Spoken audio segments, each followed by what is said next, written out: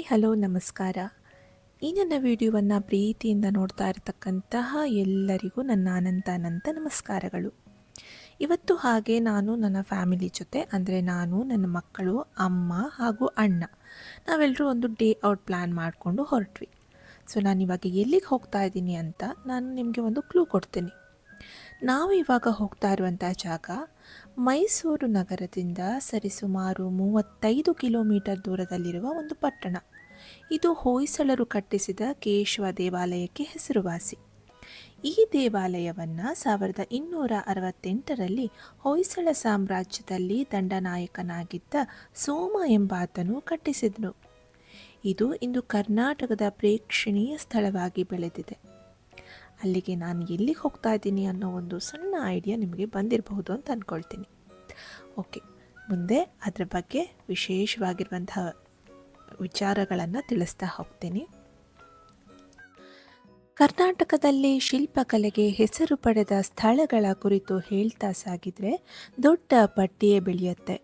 ಬೇಲೂರು, ಹಳೇಬೀಡು, ಮಹಾಕೂಟ, ಪಟ್ಟದಕಲ್ಲು, ಹಂಪಿ, ಐಹೊಳೆ, ಬಾದಾಮಿ, ಬನವಾಸಿ ಹೀಗೆ 10 ಹಲವು ಸ್ಥಳಗಳ ಹೆಸರುಗಳು ಮನಸ್ಸಲ್ಲಿ ಪುಟನೆ ಪುಟ್ಟಿದ್ದು ಬಿಡುತ್ತವೆ ಅಲ್ವಾ? ಆದರೆ ಇಷ್ಟೆಲ್ಲ ಪ್ರಸಿದ್ಧ ಐತಿಹಾಸಿಕ ತಾಣಗಳ ಹೊರತಾಗಿಯೂ ನಮ್ಮ ನಾಡಿನಲ್ಲಿ ಇನ್ನೂ ಅನೇಕ ಸ್ಥಳಗಳು ತಮ್ಮಲ್ಲಿ ವಿಶಿಷ್ಟವಾದ ಶಿಲ್ಪಕಲೆಯುಳ್ಳ ರಚನೆಗಳನ್ನು ಹೊಂದಿವೆ. ಸೀಮಿತ ಜನರಿಗೆ ಮಾತ್ರ ತಿಳಿದಿರೋ ಈ ಸ್ಥಳಗಳು ಬಹುತೇಕ ಜನರಿಗೆ ತಿಳಿದೇ ಇಲ್ಲ. ಅಂತಹ ಸ್ಥಳಗಳ ಪೈಕಿ ಒಂದಾಗಿದೆ ಈ ನಮ್ಮ ಸೋಮನಾಥಪುರ. ಸೋಮನಾಥಪುರ ಮೈಸೂರು ನಗರದಿಂದ ಸರಿಸುಮಾರು 35 ಕಿಲೋಮೀಟರ್ ದೂರದಲ್ಲಿರುವ ಒಂದು ಪಟ್ಟಣ. ಇದು ಹೊಯ್ಸಳರು ಕಟ್ಟಿಸಿದ ಕೇಶವ ದೇವಾಲಯಕ್ಕೆ ಹೆಸರುವಾಸಿ.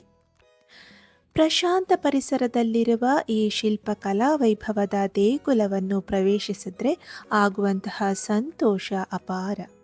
ಹುಲ್ಲುಹಾಸಿನ ನಡುವೆ ಸಾಗಿ 4 ಮೆಟ್ಟಿಲೇರ್ತಿದ್ದಂತೆ ಹೊಸದೊಂದು ಶಿಲ್ಪಕಲಾ ಲೋಕವೇ ತೆರೆದುಕೊಳ್ಳುತ್ತೆ. ಜೀವಕಳೆಯಿಂದ ಕಂಗೊಳಿಸುತ್ತಿರುವ ಶಿಲ್ಪ ವೈಭವವನ್ನು ಕಂಡಾಗ ಮೈ ರೋಮಾಂಚನವಾಗುತ್ತದೆ. ಕೈ ಮುಗಿದು ಒಳಗೆ ಬಾ ಯಾತ್ರಿಕನೇ, ಶಿಲೆಯೆಲ್ಲವೀ ಗುಡಿಯು ಕಲೆಯ ಬಲೆಯು. ರಾಷ್ಟ್ರಕವಿ ಕುವೆಂಪುರವರು ತಮ್ಮ ಭಾವಪೂರ್ಣ ಕವನದ ಒಂದೇ ಒಂದು ಸಾಲಿನಲ್ಲಿ ಕರ್ನಾಟಕದ ಶಿಲ್ಪಕಲೆಗೆ ಸೂಕ್ತ ಗೌರವ ಮನ್ನಣೆ ನೀಡಿದ್ದಾರೆ. ಕರ್ನಾಟಕ ಕಲೆಗಳ ತವರು, ಶಿಲ್ಪಕಲೆಗಳ ಬೀಡು. ಬೇಲೂರು, ಹಳೇಬೀಡು, ಸೋಮನಾಥಪುರಗಳನ್ನು ನೋಡಿದಾಗ ಕುವೆಂಪುರವರು ಹೇಳಿದಂತೆ ಪ್ರತಿಯೊಬ್ಬ ಪ್ರವಾಸಿಗನು ಶಿಲ್ಪಿಯ ಕಲಾತ್ಮಕತೆಗೆ ತಲೆ ಬಾಗಿಯೇ ಬಾಗ್ತಾನೆ. ಇಂಥ ಒಂದು ಕಲಾ ಶ್ರೀಮಂತಿಕೆಯ ತಾಣ ಮೈಸೂರಿನ 35 ಕಿಲೋಮೀಟರ್ ದೂರದಲ್ಲಿರುವಂತಹ ಈ ನಮ್ಮ ಸೋಮನಾಥಪುರ. ಹೊಯ್ಸಳರ ದೊರೆ ಮುಮ್ಮಡಿ ನರಸಿಂಹನ ದಂಡನಾಯಕನಾಗಿದ್ದ ಸೋಮನಾಥ 1268ರ ಸುಮಾರಿನಲ್ಲಿ ನಿರ್ಮಿಸಿ ತನ್ನ ಹೆಸರನ್ನೇ ಇಟ್ಟು ಸೋಮನಾಥಪುರ ಎಂದು ಕರೆದರು. ಪ್ರಶಾಂತವಾಗಿ ಕಾವೇರಿ ನದಿ ಹರಿಯುವ ಈ ಸ್ಥಳದಲ್ಲಿ ಹಲವು ದೇವಾಲಯಗಳನ್ನು ನಿರ್ಮಿಸಿದ ಎನ್ನುತ್ತದೆ ಇತಿಹಾಸ. 13ನೇ ಶತಮಾನದಲ್ಲಿ ಸೋಮನಾಥಪುರ ಒಂದು ಪುಟ್ಟ ಅಗ್ರಹಾರವಾಗಿತ್ತು. ಚತುರ್ವೇದಿ ಮಂಗಳ ವಿದ್ಯಾನಿಧಿ ಪ್ರಸನ್ನ ಸೋಮನಾಥಪುರ ಎಂಬುದು ಇದರ ಪೂರ್ವ ಹೆಸರು. ಇಲ್ಲಿರುವ 7 ಶಾಸನಗಳು ಈ ಅಪೂರ್ವ ದೇವಾಲಯದ ಬಗ್ಗೆ ಹಾಗೂ ಕಲೆಗೆ ಮತ್ತು ವಿದ್ಯೆಗೆ ಆಗರವಾಗಿದ್ದ ಈ ಊರಿನ ಬಗ್ಗೆ ಮಹತ್ವದ ಮಾಹಿತಿ ಒದಗಿಸುತ್ತದೆ. ವಿಪರ್ಯಾಸವೆಂದರೆ ಈ ದೇವಾಲಯವು 2 ಬಾರಿ ಮೊಘಲರ ದಾಳಿಗೆ ತುತ್ತಾಗಿದೆ. 1311ರಲ್ಲಿ ಅಲ್ಲಾದಿನ್ ಖಿಲ್ಜಿಯ ದಂಡನಾಯಕನಾಗಿದ್ದಂತಹ ಮಲ್ಲಿಕಾಫರ್ ದಾಳಿ ನಡೆಸಿತು. ಮತ್ತು 1326ರಲ್ಲಿ ಮೊಹಮ್ಮದ್ ಬಿನ್ ತುಘಲಕ್ರಿಂದ ದಾಳಿಗೆ ಒಳಪಟ್ಟಿತ್ತು. ಇಂದು ಈ ದೇವಾಲಯದಲ್ಲಿ ಅಂದಿನ ದಾಳಿಯಲ್ಲಿ ಭಗ್ನಗೊಂಡ ಹಲವು ವಿಗ್ರಹಗಳನ್ನು ಕೂಡ ನಾವು ಕಾಣಬಹುದು. ಸೋಮನಾಥಪುರ ದೇವಾಲಯದ ಸೌಂದರ್ಯಕ್ಕೆ ಶಿಖರಪ್ರಾಯವಾಗಿರುವುದು 3 ಶಿಖರಗಳೇ. ಹೀಗಾಗಿ ಇದನ್ನು ತ್ರಿಕುಟಾಚಲವೆನ್ನುತ್ತಾರೆ. 16 ಕೋಣೆಗಳ ನಕ್ಷತ್ರಾಕಾರದ ವಿನ್ಯಾಸದ ಮೇಲೆ ರಚಿತವಾಗಿರುವ ಶಿಖರಗಳು ದೇವಾಲಯದ ರಮ್ಯತೆಯನ್ನು ನೂರ್ಮಡಿಗೊಳಿಸಿವೆ. ಎಲ್ಲ ಹೊಯ್ಸಳ ದೇವಾಲಯದಲ್ಲಿರುವಂತೆ ಮುಖಮಂಟಪ, ನವರಂಗ, ಗರ್ಭಗೃಹ, ಸುಖನಾಸಿಗಳು ಇಲ್ಲೂ ಇವೆ. ಮಧ್ಯದ ಭುವನೇಶ್ವರಿಯಲ್ಲಿ ಅಷ್ಟದಿಕ್ಪಾಲಕರು, ಅದರ ಮೇಲೆ 32 ತೊಲೆಗಳಿಂದ ಮಾಡಿದ ಕಮಾನು, ಅದರ ಮಧ್ಯದಲ್ಲಿ ತೂಗಾಡುವ ರೀತಿಯ ಕಮಲದ ಮೊಗ್ಗು ಮನಮೋಹಕ. ಈ ದೇವಾಲಯದಲ್ಲಿ 3 ಗರ್ಭಗೃಹಗಳಿದ್ದು, ಉತ್ತರ ಗರ್ಭಗೃಹದಲ್ಲಿ ಜನಾರ್ದನ, ದಕ್ಷಿಣ ಗರ್ಭಗೃಹದಲ್ಲಿ ತ್ರಿಭಂಗಿಯಲ್ಲಿ ನಿಂತ ವೇಣುಗೋಪಾಲ ವಿಗ್ರಹವಿದೆ. ಹಾಗೆಯೇ ಮಧ್ಯ ಗರ್ಭಗೃಹದಲ್ಲಿ ಅಂದರೆ ಪಶ್ಚಿಮ ಗರ್ಭಗೃಹದಲ್ಲಿ ಕೇಶವ ವಿಗ್ರಹವಿದೆ. ಈ ವಿಗ್ರಹಗಳನ್ನು ಕೃಷ್ಣ ಶಿಲೆಯಿಂದ ಕೆತ್ತಲ್ಪಟ್ಟಿದೆ. ಹಾಗೆಯೇ ಗರ್ಭಗೃಹಗಳ ಮುಂದೆ ಇರುವ ಮಂಟಪವು ನವರಂಗ ವಿನ್ಯಾಸದಲ್ಲಿ ನಿರ್ಮಿಸಲ್ಪಟ್ಟಿದೆ.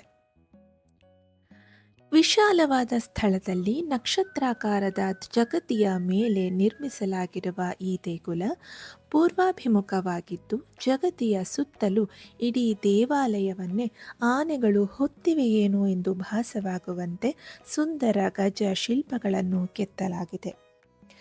ಉನ್ನತ ಜಗತಿ ವೇದಿಕೆ ಪ್ರಧಾನ ದೇವಾಲಯವನ್ನು ಸುತ್ತುವರೆದಿದ್ದು, ವಿಸ್ತಾರವಾದ ನಡೆಯುವ ಜಾಗವನ್ನು ಹೊಂದಿದ್ದು, ಇದನ್ನು ಪ್ರದಕ್ಷಿಣಾ ಪಥ ಎಂದು ಕರೆಯುತ್ತಾರೆ. ಮಹಾಭಾರತ, ರಾಮಾಯಣ ಮತ್ತು ಭಾಗವತ ಪುರಾಣದ ಕಥೆಗಳು ಸರಿಯಾದ ಕ್ರಮದಲ್ಲಿ ಚಿತ್ರರೂಪದಲ್ಲಿ ಓದಲು ಇದನ್ನು ವೃತ್ತಾಕಾರವಾಗಿ ಸುತ್ತಬೇಕಾಗುತ್ತದೆ. ಇಲ್ಲಿ ದಕ್ಷಿಣ ದ್ರಾವಿಡ ಮತ್ತು ಉತ್ತರ ನಗರಗಳ ಶೈಲಿಯಲ್ಲಿ ಕೆತ್ತನೆ ಮಾಡಲಾಗಿದೆ. 19ನೇ ಶತಮಾನದಲ್ಲಿ ಆಂಗ್ಲ ವಿದ್ವಾಂಸರು ಈ ದೇವಾಲಯದ ಶಿಲ್ಪಕಲಾ ವೈಭವ ಕಂಡು ಅದರ ಮಾಹಿತಿ ಮುದ್ರಿಸಿದ ಕಾರಣ ಅಂದಿನ ಮೈಸೂರು ಅರಸರು ಈ ದೇವಾಲಯವನ್ನು ಸ್ವಲ್ಪ ಮಟ್ಟಿಗೆ ಅಭಿವೃದ್ಧಿಪಡಿಸಿದರು.